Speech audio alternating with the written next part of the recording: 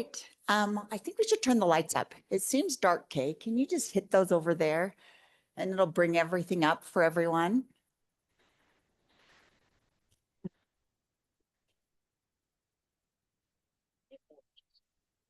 Oh, much better. See, now we're awake. Good morning, everyone.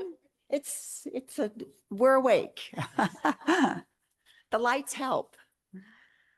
All right, we'd like to welcome everybody to our Utah Lake Authority meeting. Today is November 12th. It is 9:15. We're a little late starting. I apologize. I was held up in a meeting and had to get hurried along. But we're ready to go now. Why don't we start with a roll call? I'll start here. We'll move to my left. Yeah, if everyone wants to move in, because we're a little short on in-person bodies. I didn't want you to be by yourself. No, come on over. Dais is hard enough to sit on some nights, so come on over. We'll go ahead and start with the roll call. I am Mayor Michelle Kafusi, and let's go to the left and move around, and then we'll have online call them out, please. Skylar Belcher, Utah County. Lene Millett, Orem City Council. Cameron Dalton, Governor's Office, Economic Opportunity. John Mackey, Director, Division of Water Quality. Ben Starman, Deputy Director at Forestry, Fire and State Lands. Yeah, come on down. Okay. And then online, we have Mayor Fulmer, Mayor Brown, Mayor Johnson, Senator Brammer, and did I miss anybody? Sam's on And there too. Sam. Yeah. We miss you, Sam. Okay, great. Let's go ahead then and move on to our item number 2, which is the chair and board members report any disclosures or recusals. Does anybody have any of those that need to be reported? Seeing none on the dais, are there any online? None online. We're just going to go fast today. There's nothing wrong with having a fast meeting.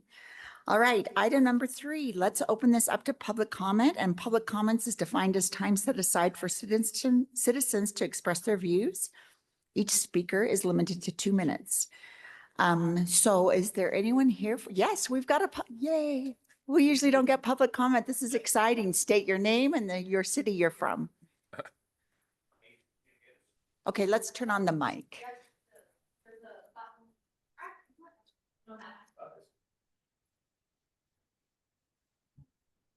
Would have never seen that. It's mysterious sometimes in this room. Okay, go ahead. All right. My name is Jim Anderson, and I live up in Salt Lake City. And I'm coming to talk about WaterWise Solar Solutions, about a floating solar array on Utah Lake. Came a couple of months ago to talk to you guys about it, and I wanted to kind of follow up with some of the additional research that I've done. And I actually brought someone here a guy named Neil Speckman, who is joining us via Zoom, excuse me, who has an idea on how to help with the HABs problem. And we're going to try and incorporate that with this floating solar array. But again, the idea would be put something large out there. You save about 4 to 5 acre feet for every acre that you cover. And you're double using your land.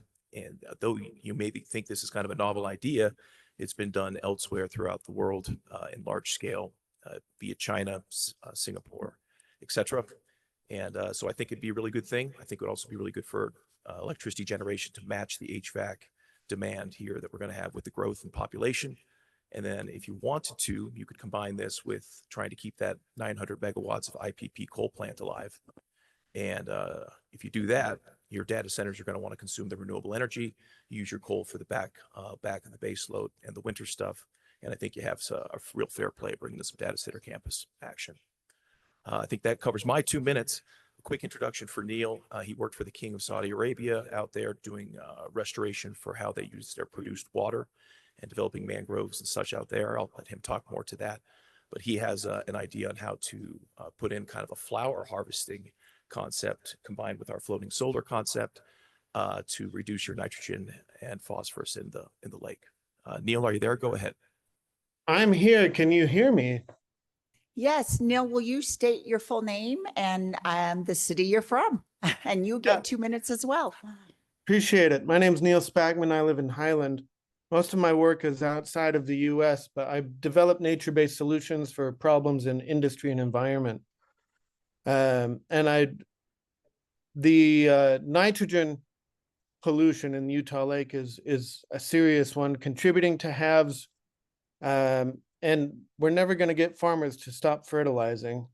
But what we can do is absorb that nitrogen and phosphorus in the ag runoff through a system of floating wetlands, which is also a solution that's been done elsewhere, where we take this nitrogen runoff and we convert it into something beautiful. You harvest the biomass, could be flowers, could be herbs, could be rice, could be just biomass, depending on the scale. But it's a way to use native plants and a little bit of technology to eliminate that nitrogen pollution problem. Since it's floating, we could place this where that nitrogen pollution is the worst. We could place it at point source or non-point source kind of arrays, and it would dovetail very well with the floating solar.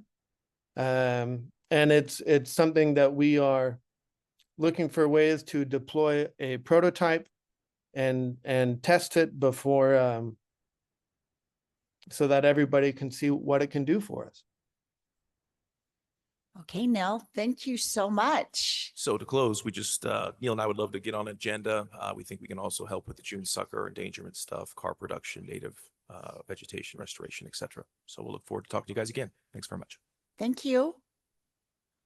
Okay, public comment.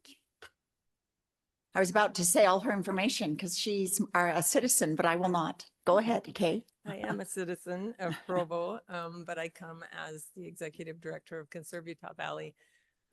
Just to thank you, thank the ULA board for all that you've done for the lake. It's just in such good shape right now. And I just hear so many good things. We're highlighting stories and art on our website, or we soon will be.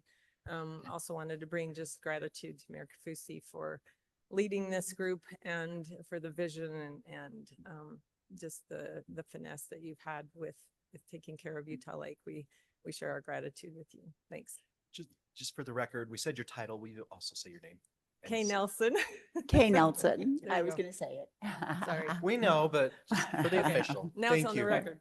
Thanks. Thanks, Kay. Yes. Oh, great. Soren, welcome. But say your name and your city, please.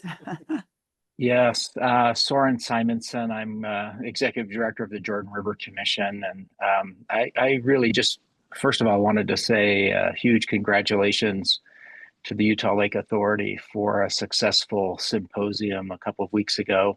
Had a chance to attend both days of the symposium. The content was fantastic. The speakers and the research and just the level of support and enthusiasm across the watershed for Utah Lake was pretty amazing to see. And so just a huge shout out to all of the staff and the board and all of those that made it possible.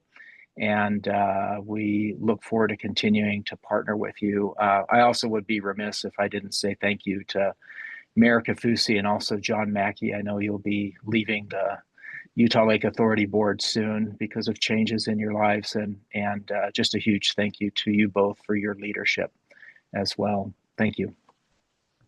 Thank you, Soren. It was good to see you at the symposium, and thank you for supporting us down here at the Utah Lake Authority. It was a great event, and Luke and his whole team worked tirelessly, and boy, did they pull off a great event. I keep telling him, stop setting the bar so high, because now the next one, now we got to go better and bigger because we did so well. So thank you, everyone. All right, any further public comment? Okay, Lee. Yeah, I agree. Lee Adams. I'm a resident of Mill Creek and Salt Lake County. I was going to be in person, but I'll take the advantage just to take the time just to introduce myself. And I'm a former Provo resident, so thank you for your service at Mayor Kafusi, and a native son of Utah. I've been living outside the state for about 30 years until returning recently. I am the lead of Open Trail Ventures, and as a PhD in water resources in the past and a career advising agricultural companies. I'm just really engaged on the issues that we're going to discuss here, both for Utah Lake and the Great Salt Lake and the upstream watersheds. So happy to see all the efforts of the council here, and I particularly believe there's a lot of agricultural oriented incentives. I've ran an irrigation technology company, so I'll have more to probably comment on a future session. I've also teamed up with Jim Anderson, who's just spoken here on some of the solar solutions. So please be with here and hopefully engage more on those issues on future meetings. Thank you. Thank you. All right, any more? Okay, great. We'll go ahead and then move on from public comment. We'll move to item number 4, which is consent items. Our first item of consent is the approval of the September 2025 Utah Lake Authority Board meeting minutes. I'm looking for a motion. So moved to approve. I move to approve the board minutes as presented in the packet. Perfect. And you got to turn your little microphone on. It's right I up thought there. I There, was. it's like a Testing, am I on? Am I on now? There you are. Okay, my We can light's get not that light working, even though the fixed. mic's on. That's on me. We will get that light fixed. Okay, we have a motion on the table to approve the minutes. Is there a second? I'll second that. All right. Any discussion? Any discussion online? Okay, seeing none, we'll call for a vote. All in favor, say aye. Aye. Aye. Any opposed? All right, the motion carries. The minutes pass. Let's move on to item number 4.2, approval of the Utah Lake financial reports. Q1 fiscal year 2026. Is there any discussion or is anyone presenting this, Luke, or are we just approving it? If you have questions, I think Sam could answer them, but otherwise we're just approving them. Okay, so hopefully everyone got a chance to look at them. And I am looking for a motion to approve these financial reports. Move to approve the financial reports. It's John Mackey. Thanks, John. Okay, we have a motion on the table. I'm looking for a second. Second, Neil Brown. Thanks, Neil. Okay, we have a motion and a second. Any further discussion? Seeing none, we'll call it to a vote. All in favor, say aye. Aye. Aye. And any opposed? All right, the motion carries. Let's move on to consent item 4.3, approval of the resolution number 2025-02, adopting the 2026 governing board public meeting schedule. Hopefully everyone got a chance to look at it. The beauty of these schedules is they're movable. We'll adopt it now to get it on the record, but at any point in time, we as a board can decide if we need to move it or shift it. So I am looking for a motion to approve our public meeting schedule for 2026. So moved. All right, we have a motion. Looking for a second. I'll second that. Okay, great. We have a motion and a second. Any discussions, any concerns? All right, we'll call for a vote. All in favor, say aye. Aye. And any opposed?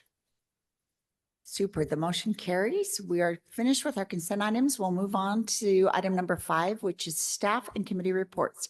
We'll start with 5.1, which is executive director report, Luke Peterson.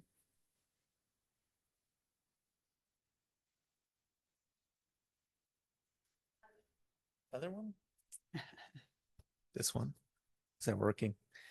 Okay, all right. Good morning, everybody. Thanks for being here. And yeah, I want to just echo a few things in my report. As usual, I'll keep it brief and let my staff do most of the talking today. But thank you for everyone for your participation in the Utah Lake Symposium or helping us to get the word out. Thank you, Mayor Cathuzi, for being our keynote. It was great. It was a great event. I'm going to let Kelly talk more about the details of it, but just wanted to say that much. I don't think this works.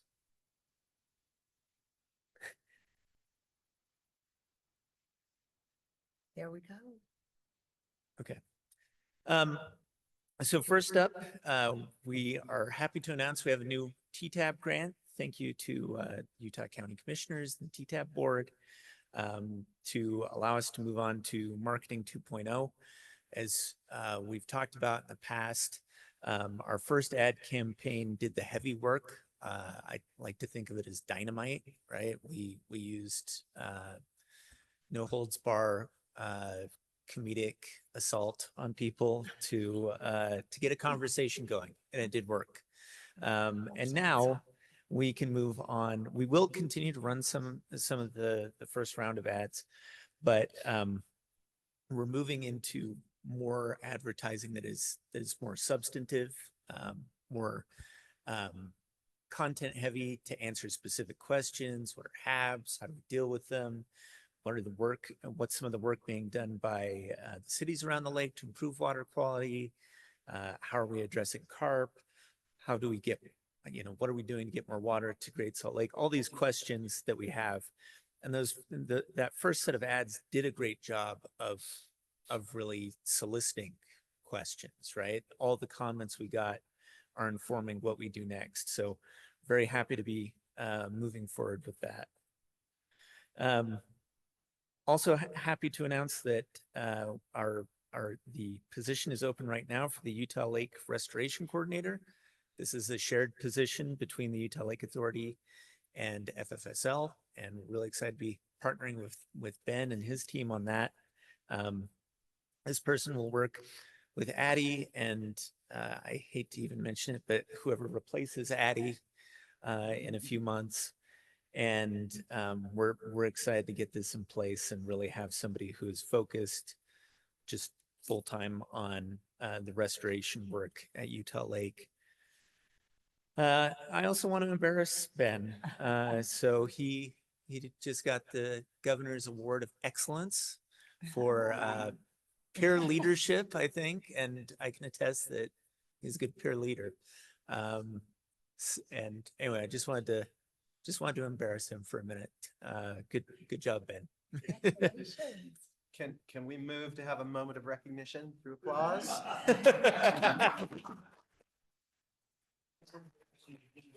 That was my goal. That's so great. And then I wanted to say thank you to some of our board members who are going to be leaving after this meeting, sadly. We're going to have a lot of change by January. And I know that we're going to have more than this, probably. I mean, I don't know all the details, but it's likely that some assignments might be changed because we usually have that. But I wanted to thank all of you. John, really appreciate all the guidance, and Julie, my former student. It's been good to work with her in this capacity, and Mark, I've gained a lot from your wisdom as well. So thank you for your service, and don't be strangers. And I also wanted to give a special thank you to Mayor Kafuzi. I will go through this fairly quickly because, as my children can attest, I'm a crybaby. But it's been great to work with you, and there's a lot that goes on behind the scenes with Utah Lake Authority, and I cannot tell you how many times Mayor Kafuzi has had my back and made it possible for us to get big things done, and given us some real terrific just guidance. And we're opposite personalities, so her enthusiasm balances out my pessimism. I think we reached a golden mean in that process. So thank you, Mayor Kafuzi. Can we do a recognition or applause for him? So thank you. And that is it for me, I pray. Yep, that's it. Okay. Whoever's next. Oh, questions. I'll take questions. Sorry, I was trying to get out of there. No. Any questions?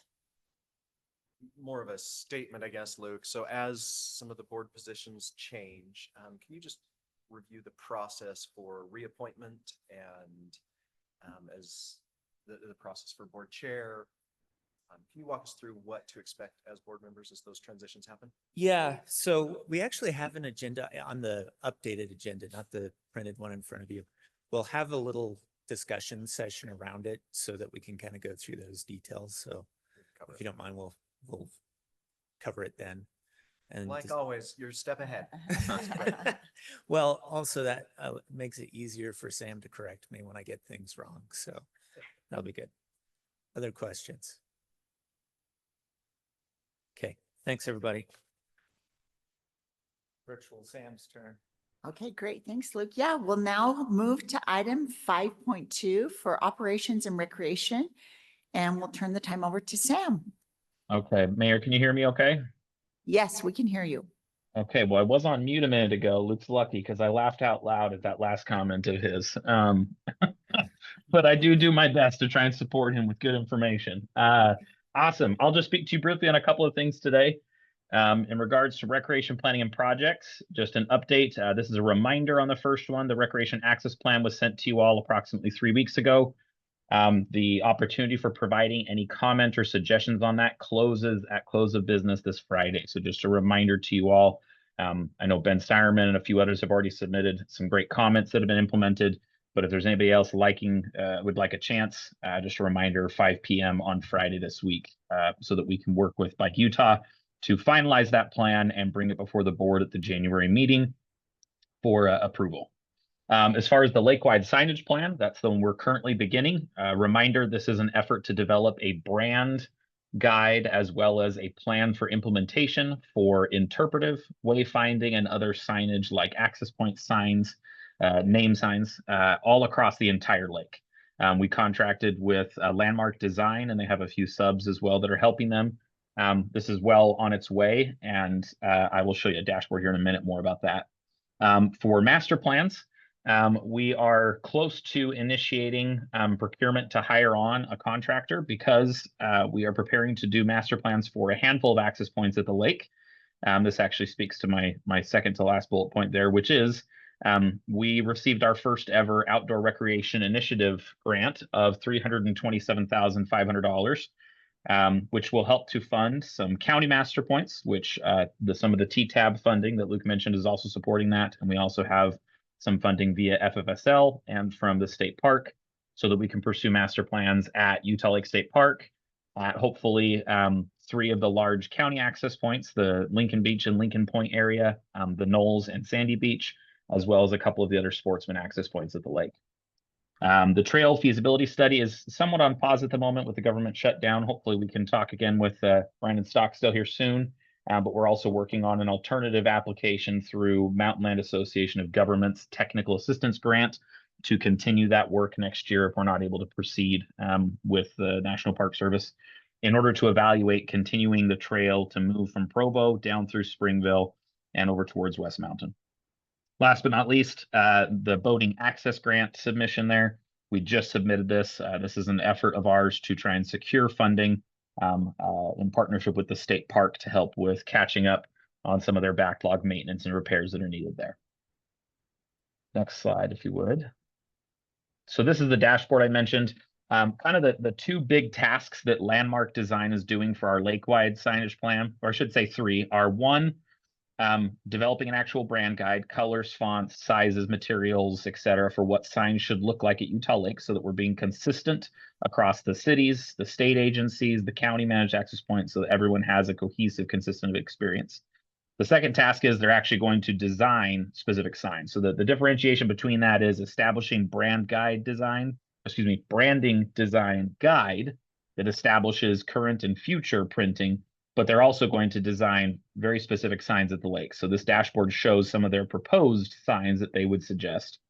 But this also highlights the third task they have, which is evaluating all of the existing signage at the lake and proposing which ones should be maybe recommended to maintain or improve or replace, and then also introduce new ones. So this is by no means complete. This is their first pass. So none of our staff, including myself, have made any comment on this. It will continue to be revised.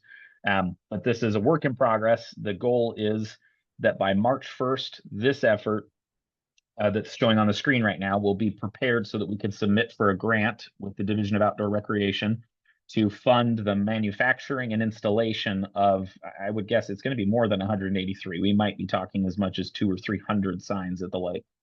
And then the remainder of the project is also designing for the future. So wrap up by springtime on this project, but wanted to share with you all that I'm excited that we got started. They've gone out and done an initial analysis, and now we're working through designs with our staff and the team, and evaluating which locations need those signs. So we're very excited, and we appreciate all the partners that are participating and everybody being willing to support creating a cohesive, collaborative brand across the lake so that people who go to Saratoga Springs or Provo or Lincoln Beach are seeing similar signage and understand that they are at Utah Lake. Next. So just a couple of slides briefly to illustrate for you something else I've been working on, which is the eco counters that we have at the lake. We currently have 33 of the 34 access points installed. We don't have a counter yet at the Provo River Delta project. We're still awaiting a permit on that one. This data that's shown on your screen is not complete yet, but it has undergone a variety of revisions. As we collect the data, it collects by car counts, and then for the pedestrian ones, it collects by bicycle for some of them and or pedestrian counts for the rest. However, that's not a count of people. So one thing we've done is we've implemented the formula, or I shouldn't say the formula, the indicator from our economic impact analysis, which was that on average, those who are driving to the lake bring a total of 3 people, themselves and 2 others with them. So this is some ballparking, some estimating done to try and help us quantify what we're looking at. However, there are still some needs to clean the data. If you go to the next slide, as you'll see on this report, it lists Eagle Park in 2025 as of November 1st as having 119,000 plus people visit it. For anybody who might not be aware, Eagle Park, this access point is quote unquote literally just a single track dirt trail down to the water with no amenities at it. So it's pretty unlikely that it's the 4th highest visited access point at the lake. So obviously a work in progress is all I'm trying to illustrate here. But we're excited that we're starting to be able to quantify things. Another thing that shows that it's in progress, you'll notice American Fork Marina is listed very low. That is actually almost exclusively because the American Fork Marina was only installed June of this year. The rest of the marinas were all installed last October and November. So there's a significantly higher amount of data available for those. So in 2025 and even into 2026, there will still be some incomplete years due to not having all counters installed. But moving forward, every year, all year, year round, we're going to be able to analyze these. To go to the next slide, this is an example of the state park going from January 1st of this year to October 30th, demonstrating that we estimate there were 270,000 visitors to the park. I did a quick check on the state park's website. They use an algorithm to estimate their visitation. And as of September 30th, they had 240,000. So pretty close in the same ballpark that we're magnitude. But it's really interesting to be able to see other data to help us make good. For instance, you can look at averages. How many people typically on average are visiting an access point? You can look at peak visitation. For instance, I'm proud to note that the peak day at Utah Lake State Park this year is the day of the Utah Lake Festival, unsurprisingly. And then you can also look at comparisons from year to year. The graph there shows when it was installed back in October, the blue line of 2024. As we start having those overlapping years, we can assess where things are improving or if there is need for improvement. It also will allow us to be able to make good management decisions in ensuring that if there are a lot of people going there, if there are ways we need to conserve and protect access points, or we can also do on-site surveys to develop better information on the types of use and be able to help cater specific amenities to the use types at those areas. So we're very excited to have this data. I think that was my last slide, if I remember correctly. Yes, okay. So were there any questions from the board on anything I was speaking on? Any questions for Sam? Yeah, Sam, you talked about trails. Are you aware of the governor's trail initiative with UDOT? Yes, so we've worked Okay. with Stephanie Tomlin. She's great. From what I understand, looking at the map, it looks like they adopted the entire, well, I shouldn't say entire, more or less the entire eastern half of the lake as a part of the current trail network. I'd already discussed with Stephanie as well that there are opportunities, I believe, annually to request that additional trails are added to the network. So we can propose the western half at future points to be a part of that network as desired. I've been in discussions with Richard Nielsen at the county and others trying to evaluate the benefits of that and how to participate in that program. But we're excited to have UDOT support. Great. Sam, thank you for some of the data here. I appreciate it. My question is, do we have this available on the ULA website currently? So I'm wondering if this is available for visitation. So if people are looking to say, hey, I want to come on one of the least busy days Sure. versus most. Sure. Do we have that available, or is that just something we're dashboarding behind the scenes? Great question. Currently, it's behind the scenes for two reasons. One, as I mentioned, we're still cleaning the data, so a lot of this is not fully accurate. But also because the software that we pay for with EcoCounter, if we wanted to have a public dashboard, it's significantly a higher cost in software. So our intent is once we've got the data cleaned, we hope to actually share reports on a regular basis with both land managers themselves and any marina that wants to have these reports. We're happy to share them on a monthly basis or whatever time period helps them, but also be able to then share publicly information for people too. There might be an option in the future that we could make it more interactive with the dashboards, but currently with trying to start off the software in the first couple of years, we did not opt for the interactive dashboard option on the software package. So not up currently, hoping to have so up soon as we work over the winter to clean the data and then be able to share reports and evaluate for the future. Okay, thank you. And even, I guess, just one comment, even if it's not live data, it may be helpful to still publish some of the For sure. completed data, whether that's Yeah. interactive. Yeah, at minimum, I'd like to see at least an annual report done for us. We might be able to do something as far as quarterly too. I think as far as land managers need it, we might need to do it more frequently. But yeah, wholeheartedly agree with sharing the information as best we can. Thank you. Okay, any other questions for Sam? Yeah, go ahead, Ben. Sam, just one quick question. Are your numbers, is that vehicles or is that per person? Like when you talk about one of these marinas, is it, one vehicle entering, or are you trying to count each person? Yeah. Thank you for that. So the slides that I showed you guys today are all pulled from what I'm currently calling our people report. So the counts as they are collected is documented by the transportation type. So for vehicle counters, which is about, if I remember correctly, 2/3 of our access points are vehicle counters. That counts all of them, cars and buses, meaning larger vehicles. So trucks and trailers are counted in that too, because it's an electrical field, documents a vehicle crossing over it. It's buried in the ground there. As far as pedestrian counters, most of them just count an individual crossing through the space because it's an infrared beam. So it doesn't differentiate. We do have one counter on Airport Dyke Road, I think is the only one that differentiates between cyclists and pedestrian users themselves. So when you look at the reports I showed you today, these are adjusting in the back, the dashboard itself. We adjusted the vehicle reports to count for people instead based off of that number pulled from our economic impact analysis from the data from those who took the survey. So right now it's approached from an average perspective. Obviously, that might not apply across all of them. So we hope to do, site specific numbers in the future potentially, because the state park might have a different number than maybe Big Cove does or Battle Creek walk-in access. But the numbers I showed you today that are initial are people counts, but we have access to both in our dashboard, just straight counts, which mixes pedestrians and cars, and then this adjusted report that accounts for overall people. So this number on the screen, for instance, is 269,000 people visiting the state park so far this year. All right, any other questions? Okay, thank you, Sam. Thank you. Let's go ahead now and move on to our next item, item 5.3, events and communications. We'll have Kelly take this one.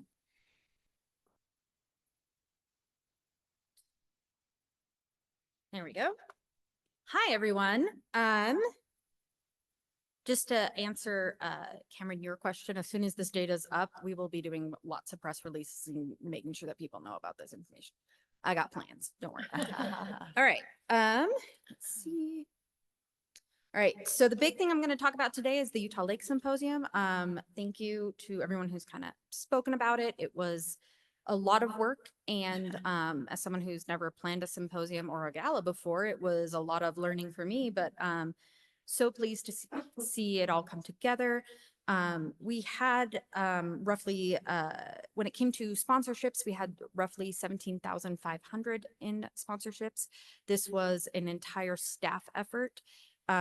When with Shelby going on maternity leave, there were a lot of loops that we had to close. We turned it into kind of a competition of who could raise the most money. I raised a whole $500. Thank you. But it was mostly Luke and Sam leveraging their connections. It was an Addie as well. We had about 190 tickets sold. And out of that, some of them were free because of presenters and whatnot. But we had about $2,000 in ticket sales between the symposium and the Monster Ball. And we had about 29-ish presenters.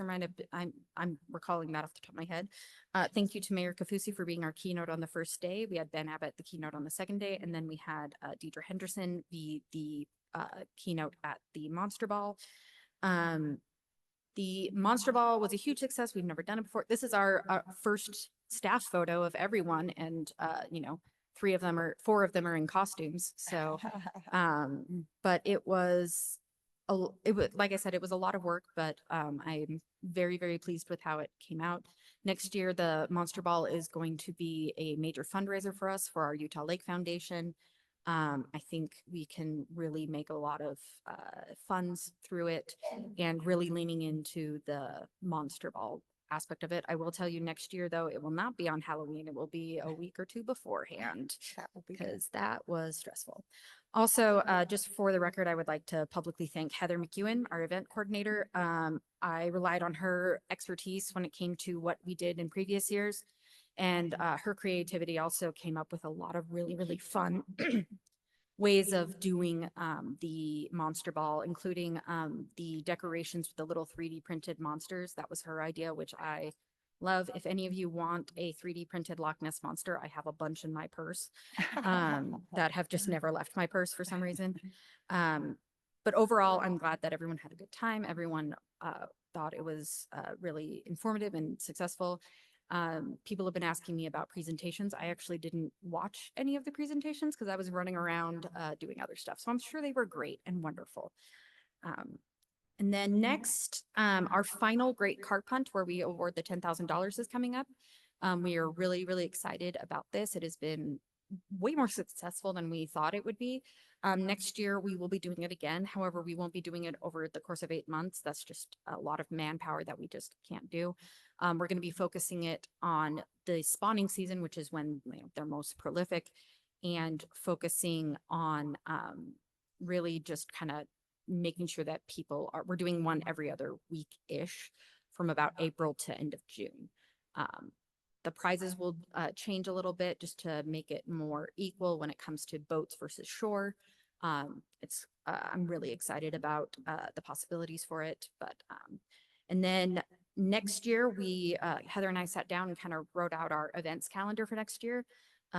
We are planning on adding 5 new events to our calendar of events. We're trying to do something each month, maybe not a huge event, but just something each month.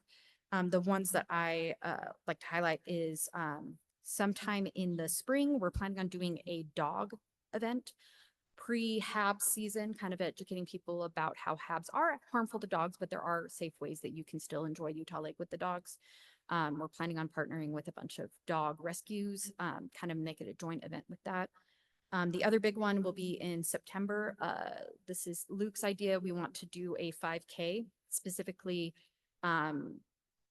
recognizing the 250th anniversary of when Friars Dominguez and Escalante came in and saw Utah Lake for the first time. That happened in September. And so that's, again, never done a 5K before. This will be fun. I'm sure I'll learn a lot. And then in December of next year, I also want to do a fish fry as a fundraiser event, either tied to the Utah Lake Foundation or tied with the Utah Food Bank, raising money for good causes. And then also next year, we are going to be launching our assemblies and class visit program, which we do our field trip days, but we're very limited on how many students can come. So we're working with Addie. We're developing a program that we can take to schools, and either at the elementary level, it'll be assembly program. At the high school level, it'll be more like individual class visits.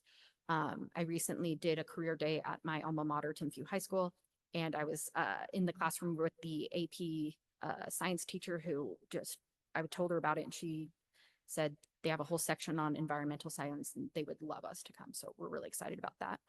I believe those are all my items. Does anyone have any questions for me? On the carp hunt, have we had some consistent teams who've been coming out every month? Yes, there have been, it's pretty much the same people every single time.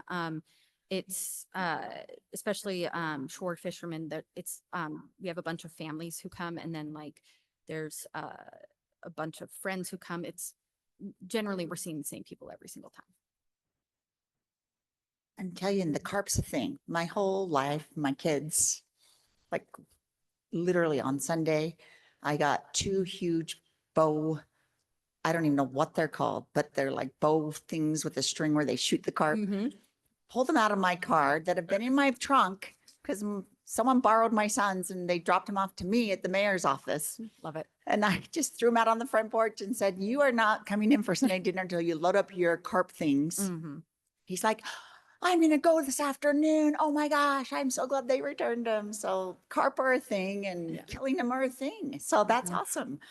One thing we're gonna look into doing is there are bow hunting tournaments. Yep, that's what they use. On Utah Lake. Yep.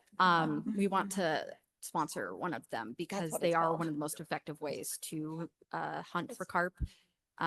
They're also saying if anybody wants to go out bow hunting with them, they are open to bringing anyone on this board out bow hunting with them. So I'm just throwing that out there. Yeah, I also think any advertising you can do in like sporting goods stores and things like that. My brothers all, bow hunt or have, and I think they'd love an opportunity to get their bows out and go hunt something. Absolutely. Shelby and I have been in discussions about sponsorship opportunities for the Great Carp Hunt to kind of not only help cover our costs, but also I'm a big believer in I'm not going to rely on my Rolodex. I'm going to use everyone else's Rolodex as well. Whenever I explain this to marketing students, I have to explain what a Rolodex is, but yeah, I'm a big believer in that, using other people's resources to double, triple your efforts. So great. That was fantastic. Thanks. And you did do an amazing, you were working your fanny off, like sweat on your brow. I was proud of you, girl. You did a great job. I learned you don't wear your nice shoes throughout the No, day. no. I did throw away those shoes. I'm wearing new shoes now because I can't stand to look at those shoes anymore. So Well, you killed it. So thanks so Thank much. you. We appreciate your hard work and efforts. thank you so much. Right. Great. Okay. Any questions? I don't think there's any. So we'll go ahead and move on if that's okay. We'll move on to our development funding and we'll turn this over to Shelby. Hi, Shelby.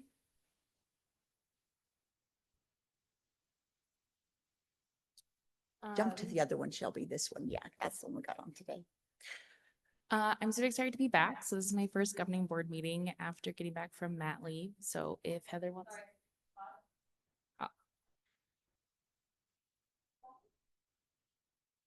It might be me. We're trying a new thing with how we're presenting fundraising tables to you. And so because of that, we'll see if it works or not. So I appreciate Heather checking for me. So we'll see if the links are working. But you can try going to the next slide. I have a clicker. Oh my gosh. Okay. I just wanted to say thank you so much for the mat leave. I know this is kind of like our first time like implementing it. So here is baby girl with her brother and family in the hospital. So happy little 2-month photo from earlier this week. So we just wanted to say how grateful we were and how it was. I'm really, really excited to be back. There's lots of really exciting opportunities and funding. So I'm super excited to be here. So just a couple of highlights. I want to say thank you to Sam for talking about our first Division of Outdoor Recreation. Well, our second grant from the Division of Outdoor Recreation. We're hoping that this is just kind of like going to increase our ability. Like the last grant that we got, the first grant from them was about $20,000. This one is about 30. So we're just hoping to be able to build that relationship, show that we're good partners, and get higher and higher grant amounts from them in the future. Also, thank you to Kelly for talking about our events sponsorships. We were able to raise $17,500, which is really exciting. Our next upcoming opportunities are going to be the Grape Carp Hunt this next spring. It's going to be a little bit different than how we did last year. I'll let Kelly talk about that in future governing board meetings, and then also the Utah Lake Festival. But we're hoping to start early on looking for even more sponsorships. So one of the things that we are hoping to do with the governing board is be able to help utilize you all and your, as Kelly was talking about, Rolodexes to be able to find more opportunities.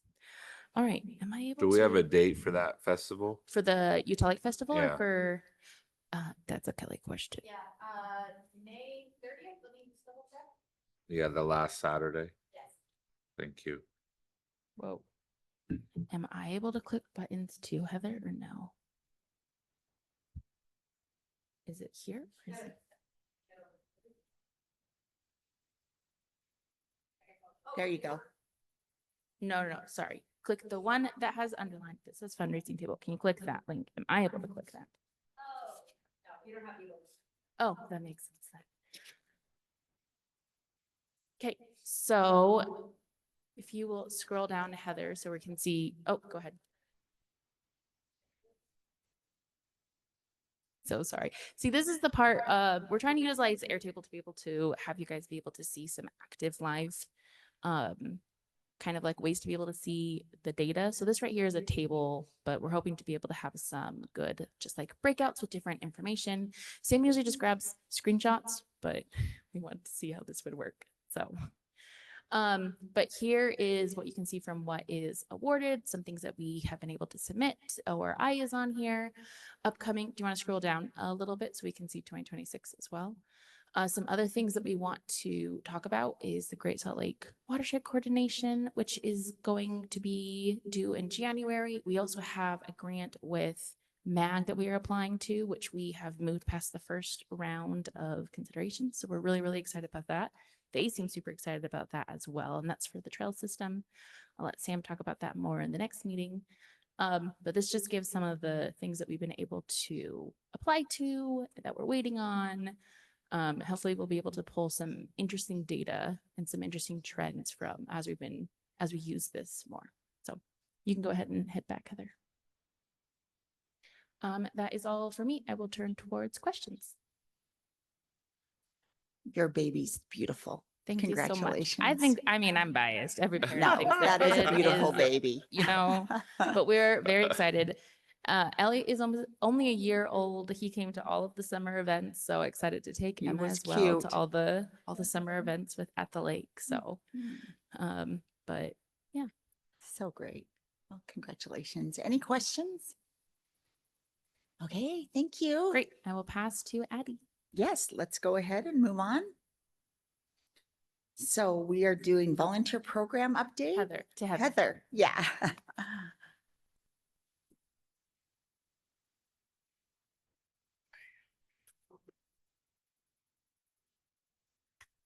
Hi, everyone. It's been a minute. Good to see you. Yeah, I just wanted to give an annual report of our volunteer hours throughout the year. So for 2025, we've had about 1,200 volunteer cleanups. So that is just for like trash cleanup at the lake. And then that's for about a total of 1,700 hours. So this, you can see a couple pictures.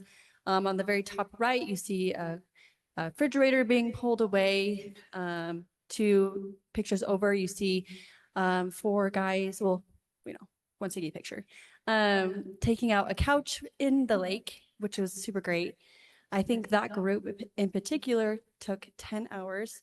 They got the couch out of the lake, they got tires, they got 10 trash bags full of things, and like a lot of others. So super grateful for our dedicated hunters and for all that they do. In 2024, granted, I wasn't here all of 2024, but you can see there from like the numbers, it's significantly increased this year. We hope to continue to do it even more next year. Unfortunately, I didn't think about this till later, but we have even more volunteers when it comes to like our planting parties and like our events. I should have put that in, but I didn't. But just for cleanups alone, that's a pretty big number. Also down in the corner, you can see Kim and I. She's one of our like our permanent volunteers. She does paddle with care. She's so generously offered to get a storage and Spanish fork to hold all of our life jackets. And we did an inventory about a month ago, and we have 230 life jackets of all sizes. So we're in the process of tagging them and spray painting them.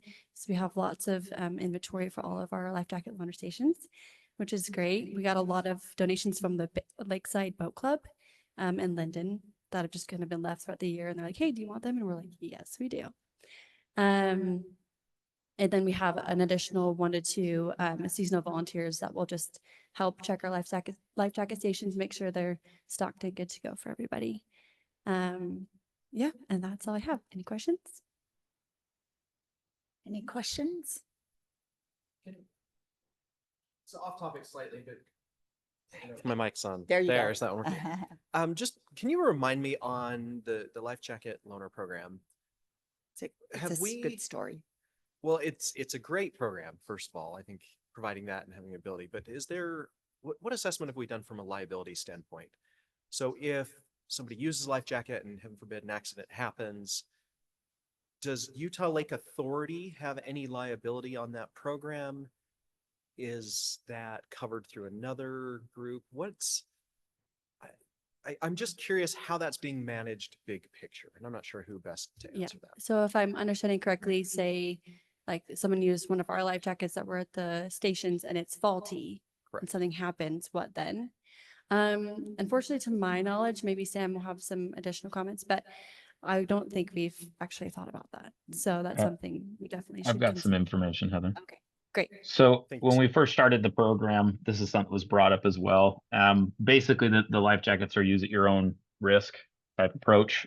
They are inspected by our staff or volunteers who've been trained by the Coast Guard on what elements need to be checked, meaning no tears or holes, making sure that the label is fully legible, and other items. Those are inspected on a regular basis. Heather, I think the volunteers go out. I forget how often during the summertime they go out to check on those. I think like every other week or something like that. Okay. So they're regularly monitored. There's information as to how to appropriately wear a life jacket. And then obviously, yes, the Utah Lake Authority does maintain insurance for the various events and programs that we operate as well. Thank you, Sam. Thank you. That's such a great question. Thanks for bringing that up. And now you've got like a furrowed brow, so you're worried about it. As a former risk manager, that's topic of mind. Okay. Well, that is a good point that we all need to think about and keep it front of mind. All right. Hello. How are you? Good. Welcome. Go ahead. We're All right. glad I you're was here, waiting for- Addie. I was waiting Addie, for we the- will now talk about conservation and restoration efforts. So thanks, Addie. Thank you. Yeah, I was waiting for my little Big official introduction. introductions. Thank you.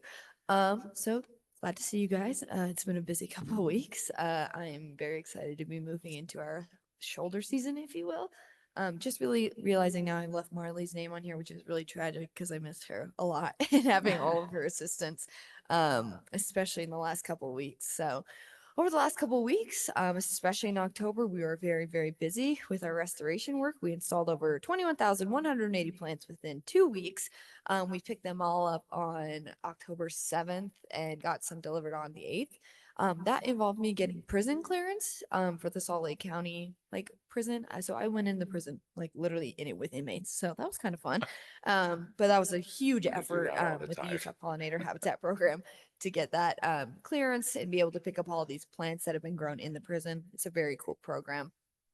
So within these 21,180 plants, we had 18 different species, and these were spread across 3 different sites. And to get all of these in the ground, it took 2 UCC crews, which is Utah Conservation Corps crews, to get them installed, as well as 70 volunteers through BYU offices of civic engagement. So that involved 8 days of 4 people being out on one crew, and then 4 more days of another set of 4 crews. So 12 crew days, which is a lot of days to get them in. So we were really excited to be able to finally get these in the ground. The weather was perfect. We were able to get lots of good rain in October, as you probably all noticed. And so these plants did really well and are looking really good as of right now. So I'm very happy to be able to get them in the ground. The logistics are always a pain, as per usual. You can see in the bottom, I think this is my 18th U-Haul rental of the year, which is insane. So it's quite a logistic feat to get all these plants moved around, get them to the right spot, make sure that they're staying healthy and watered and that they're getting installed properly. It's a lot of work, but I'm very glad to be done with it now. And so I think in total for the year, we have just over 90,000 plants installed since the fall of 2023. So super exciting. And that number is just going to get bigger. I'm about to start in order to get more plants installed next year. So I'm very excited to get that going. Another big bonus with that is we are applying for Great Salt Lake's watershed water delivery program. And that due date was in October, but now it's in January. I think everybody's thankful for that who is applying for it. But this involves expanding our Phragmites and invasive species treatment program to be involved within our entire watershed. So that involves our tributaries, both the major and minor, and then also doing a lot of invasive tree work and being able to move kind of into our neighboring seed sources so that we don't have to just do it on Utah Lake, but we're making sure and taking care of our whole watershed. And that will in turn help the Jordan River as well as Great Salt Lake. So we're not acting as an upstream seed source. So we're really excited to be able to get that submitted. And I think we're going to be able to do a lot of coordination with some of the other projects that are going on through that application process in order to make it very cohesive. And then now we're finally moving into our season of project planning, which I'm excited about because it gets overwhelming with how much we do. So this involves equipment purchases, WRI applications, stormwater seminar coming up in the spring, our brand new joint position, which is super exciting, and I'm very happy to have them on so we can further our partnership with Forestry Fire and State Lands and really coordinate as best we can and be able to get a lot more done because sometimes I don't have enough hands to get it all done for myself. And then our education and communities work has been a lot of fun this fall. We were able to host 2 October planting parties that were a success. Again, our biggest one was with BYU Office of Civic Engagement. I think we had like 60 volunteers. It was overwhelming a little bit, but they did great. We were able to get those installed in Utah Lake State Park. And we were able to also go to NALMS, me and Sam, which is the North American Lake Management Society conference. We went last year. We went to Tahoe, but me and Sam were in Myrtle Beach last week, right after the symposium. So we were running around like crazy, but both of us were able to give our presentations. We had a lot of great feedback on them, and it was really nice to be able to talk about Utah's work, especially on the East Coast, where water quality is more of an issue than water quantity, whereas here we have the reverse. Water quantity is our biggest issue that we have to deal with in the arid West. So that was a lot of fun and I think a great opportunity to spread our mission and what we've been working on. And then also Utah Conservation Corps crews are also a great opportunity for education because they get to meet professionals. We're educating people who are hopefully being recruited into our workforce. And I think that's really helpful to be able to give them those skills that will be applicable to them in the future. We also had our symposium, which involves a lot of science as well as a lot of community work. And I think, again, spreading that message about what's going on the lake, how are we making it better, and what are our challenges is really important to give on an annual basis, especially since Utah Lake is a very dynamic and ever-changing place, both politically and ecologically and economically, all of them. And then we're also giving some presentations. I think I'm giving one. I'm not sure if Sam is. I can't remember. At the Salt Lake County Watershed Symposium next week. So we're excited about that. This one will be a little bit different, more so about why are science people and scientists not great communicators and how can we be better in order to improve our messaging and get people to really buy into our science again. So we're very excited for that. And I'm just excited to get back in the office and get all my stuff together finally after a couple crazy months. So thank you. I'm happy to take any questions. I do have a question. So with all your plantings and all your activities, obviously you rely a lot on volunteerism. So I guess my question would be, like, I'm really curious, this, the BYU connection with the Office of Civic Engagement, how did that come to pass? Is that a recent group or how is that working? Yeah, so usually our volunteers are based on kind of a spontaneous basis, if I guess, especially with groupings like BYU Office of Civic Engagement, or we have things like UVU classes or UVU like Center of Ethics. It's usually a center or something like that seeing our event and saying, oh, we need service credits or we want to come help. And then we usually organize with one of their leaders, or we even did it with the Utah Division of Outdoor Recreation for their summit that they had as well as in October. So I think it's just about, who is able to contact us early enough to get something big scheduled, because those are usually our bigger events. We also do host our smaller planting parties that are more on like an individual volunteer basis. So if we're going in a city or if we are going to a specific location and we're trying to recruit more like local volunteers, then that's a different kind of way about going and getting volunteers rather than having a group that we already set up a large event with, like in conjunction with them. So do they request, can we come and help you? Is that typically they come to you or certain groups to go to? Yeah. So kind of a little bit of both. Usually we have a lot of spring and fall availability, and it's about kind of first come, first serve. We get a lot of questions about, oh, can we come help? Can we come do this? And that's like very awesome, but we only have a limited number of plants and a limited number of availability to make it happen. And so usually if a large group asks us, we're like, okay, great, that's our main base. But if smaller groups like Boy Scouts or anything like that want to come help, we usually just tack them on to another group and are able to put them all together. Okay, so this 60 to 70 was a large group. Yeah, that was all actually just one large group. Usually my sweet spot number that I like is about 45, 35 to 45, because once you get too many, you start running out of room and people are stepping on each other, and it's too tight of work, and it's hard for me to manage and make sure everybody is doing what they need to do, and you run out of plants in like 20 minutes. So 45 is kind of the magic number to make sure everyone's doing quality work, they're getting at least an hour and a half of service in, and that everyone is learning something and we're all able to be engaged within the event. Perfect, thank you. Yeah. Any other questions? Any questions online? All right, thanks, Okay, y'all. great. I'll let us move on so we can continue. Thank you so much, Addie. We appreciate it. All right, we'll move to item 6. I didn't even ask Luke, do we have a closed session today? Okay, great. Then I am going to, and I'm not even sure which one it is out of A through G. D, okay, great. I need a motion to go into a closed session. So move. Oh, and let me just put on the record, hello, Mayor. Mayor Carolyn Lumberg has joined us. She made the motion to go into closed session. I'm looking for a second. Second. All right. Thank you, Cameron. We have a second. Any discussion? I guess we don't discuss it because we're going to discuss it in the closed session. So let's call it to a vote. All in favor, say aye. Aye. Aye. Aye. All right, we'll step in. Thank you. We'll step into the closed session. I think we send out another link and then we'll rejoin the Mayor, public. we're going to do, sorry, I apologize. This is Sam. Kelly is going to do what I did with the board at our October meeting, which is she'll move everybody online into a breakout room for the board members and myself first, and then she'll come into the room with the laptop for everyone to participate in person and online in this same Zoom meeting. Okay. As long as your team's ready to go, Luke, Sam and Luke will just follow and we'll step into this side room over here. Okay, thanks, everybody. Everyone has made it back out of the closed session and into the public meeting, and welcome back. We will now go on to item number 7 of our work session, which is 2026 new Utah Lake Authority board members. And I believe, is it Sam or Luke that's going to take this one? I volunteer, Sam. Yeah. Okay, well, You Sam, volunteer all me? right. Okay. Yeah.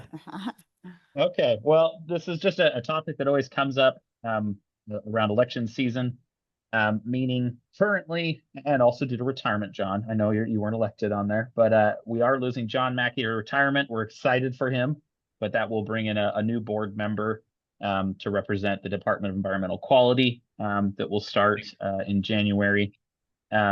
We also have 2 current representatives on the board, Mayor Kafusi and Mayor Fulmer, who will no longer be with us after the start of the year. So those seats will change as well.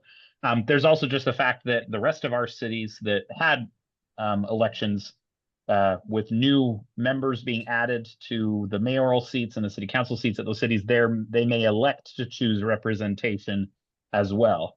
So I know obviously Orem and Saratoga and others that are participating and still here, and congratulations to those who won their races, even though Carolyn and Chris didn't have to work very hard for it.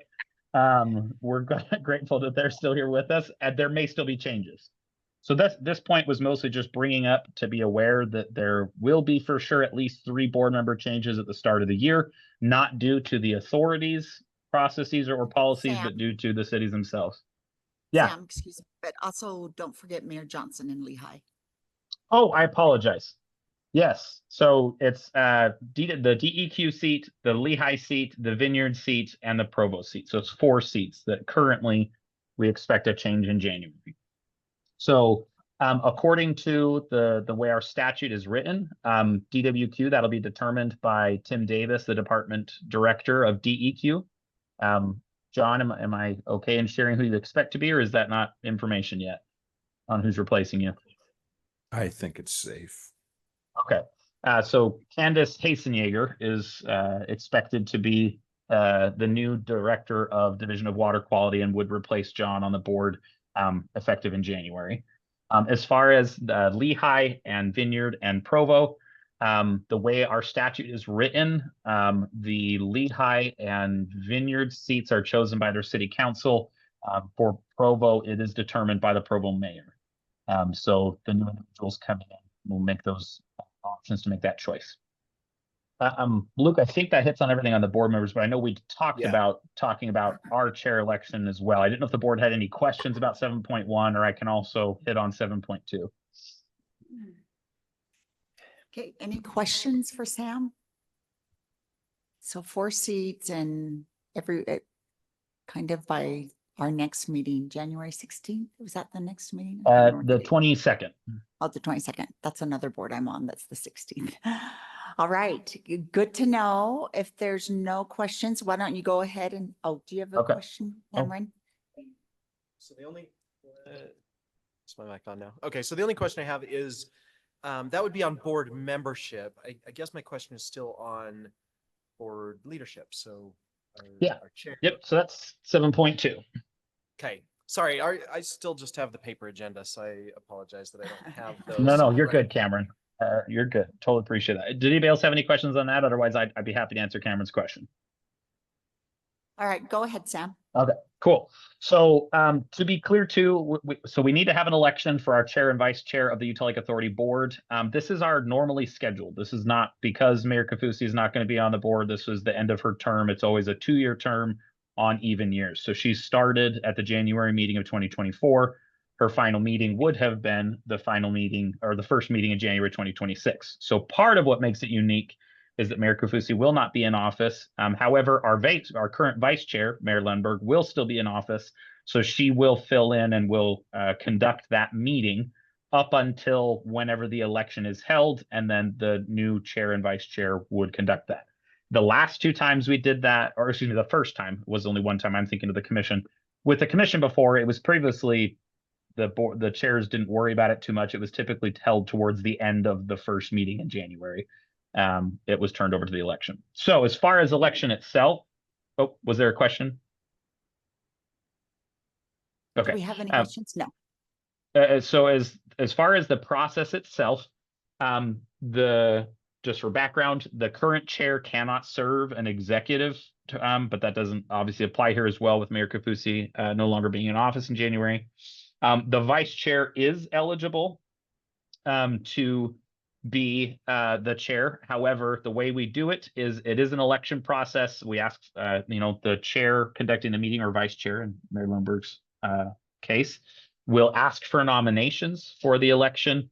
Any names that are elected, if there is more than one, will then be put to a vote. The board can choose how they want to do that vote. It'd be nice to know today if there's an opinion on that. But we can do it verbally, written, or digitally, however the board wants to do it. But we would hold 2 separate elections. First, an election for chair if there is more than one name submitted. And then after that is selected, then it would immediately have an election for vice chair for any names that are submitted. whoever loses if there's more than one name, whoever loses the chair can also be nominated for vice chair. That is an option. And then they would serve from January 2026 to January 2028. It's just written as the first meeting of the year, and we always hold our first meeting in January. Does that answer? So that's kind of the summary of it, Cameron. If you have more questions or if anybody else has questions on that, we always try to notify you the meeting in advance so that you're aware that is going to be on the coming agenda. That's sufficient for what I was, mainly I wanted to know for that January meeting, if we had to have this done prior to, and it sounds like no, we would just have vice chair conduct business and move forward. Okay, any other questions? Online, any questions or concerns? All right, seeing none, let's go ahead and move on then. Let's go to item number 8, which is the public hearing for the fiscal year 2026 budget amendments. I'm not sure, is it Sam that's taking this one, Luke? Okay, Sam. It is, and remind me, board, chair, do you have me describe the amendments or do we need to move into public hearing first? Do we need to move into public hearing? Yep, Skylar says, yeah. So I'll take a motion to move into a public hearing. And okay, great. We have a motion and a second on the table. All in favor, say aye. Aye. Any opposed? All right, let's go ahead. And now we are in our public hearing. Okay, I'm happy to describe the amendments and then I'm sure the chair may choose to ask for any comments from the public and then we'll go through the approval after. So as far as amendments, I actually have the documents here. I'll share my screen. I tried something new this year and trying to continue to always improve our efforts in being transparent and in sharing information and how we handle the budget. And let me just select my screen share. Okay, is that report pulling up on the screen for you all? Yes. Okay, let me minimize my thing here. Okay, so first, so there's 3 documents that are part of our budget. Our general fund statement, our capital projects, and then we also have our long-range capital plan, which is technically associated with our budget because it directs how we can spend funds from our capital projects fund. So on the general fund, one change that I made is I included 2 documents this time around. The first document highlights what we are amending, the differences, and then the second page highlights what FY 2024's actuals numbers are. FY 20, oh, you know what? I apologize. It's got some out-of-date information. So it's a good thing I did both pages. We'll focus on this first one. So basically, it's just highlights. They're pretty minimal changes. We did have to make some shifts in revenues based off of which grants we actually were able to secure versus changes in the transfer amounts from general fund over from the previous years. Because unfortunately, when we did our last amendment in August, we had a hang up. And so we did not still have our end of year reports. So the number that we had proposed of 225,934, for instance, from general fund was not correct because we didn't have our final end of year number, which we now have of 135,805. So some minor changes to revenues. With those changes, we then amended the various expenses to try and accommodate that. I don't think we didn't end up having to make any significant cuts to any one particular. We were able to spread them across the various projects and accounts that we operate typically. A couple of things I'll note is that we had increase in employee benefits from bringing Luke on. Previously, he had benefits elsewhere, but we're adding that onto our plan for employees. One other change is we were able to refine some of the costs of operating our equipment moving forward, reduce those costs, including EcoCounter software costs went down a little bit more than expected. We did have some change in which projects we were going to hire out for consulting services, so that was able to absorb some of those cost changes. We did have some minor increases due to the marketing, et cetera, that was occurring of how much we thought we'd be able to secure and how much we were able to secure. Thank you again to the county for their generosity with TTAB funding. And a few other minor tweaks. This year, because of those changes, we elected to not make any contributions to the capital projects fund from the general fund this year. I'll explain more about the capital projects fund. In the future, we hope to be able to contribute more, and we're working on a variety of revenue sources. But with the current needs of the agency, it's less in capital projects and more in our general fund needs. As far as the capital projects account, the changes that occurred were obviously no change, no transfer from the general fund, and then minor changes in the grants that we were able to secure. I mentioned that we were successful in getting an ORI grant. We had a second ORI grant that we also applied for that we did not get. So we had to cut that from the budget and also cut the expenses associated with it, which is why the access enhancements account went down so much as well.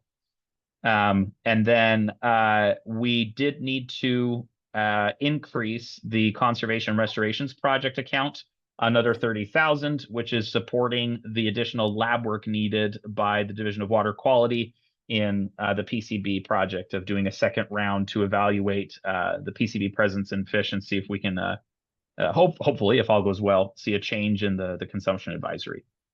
So that was really the only increase in expense in the capital project. On the long range capital, the long range capital plan, the only changes that occurred is we pulled the camera improvements off, and so that's no longer included here. And then we shifted dollar amounts under lease and property acquisitions to match the topics that we've been discussing with the board in closed session for only current amounts on the current track we're on, enable us to be able to move forward. Oh, and then sorry, obviously the PCB increase I mentioned was also on there too. So those are the three documents highlighting the amendments that needed to be made to the current FY 2026 budget. Did the board have any questions about that information? Any questions or concerns for Sam?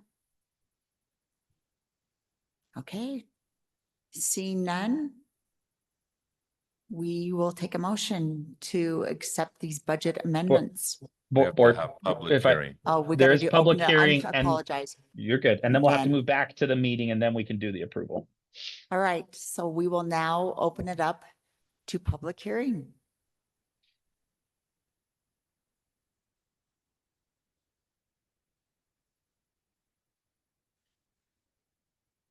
Okay, I'm not, I mean, I'm a mom. I can sit in silence and uncomfortableness for a long time. Mayor, I I'd don't- move to close the public hearing. Second. All right, we have a motion to close public hearing in a second. All in favor, say aye. Aye. All right, the motion carries. Okay, we are out of our public hearing and back into our public meeting. So now we turn this into approval of the 2026 amended budget item. And this is an action item, so we're looking for a motion. So moved. You have a motion. I'm looking for a second. Okay, any discussion? Seeing none, we'll call it to a vote. All in favor, say aye. Aye. And any opposed? All right, the motion carries. Thank you, Sam. We'll go ahead and move on now to approval of the Utah Lake Authority Long Range Capital Plan. So that was that third document I demonstrated for the board.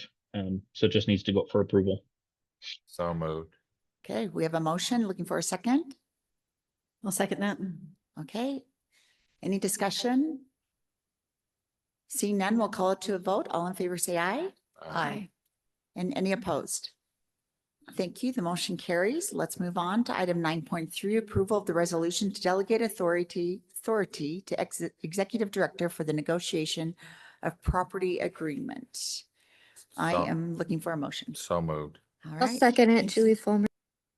Okay, great. We have a motion and a second. Any discussion on this?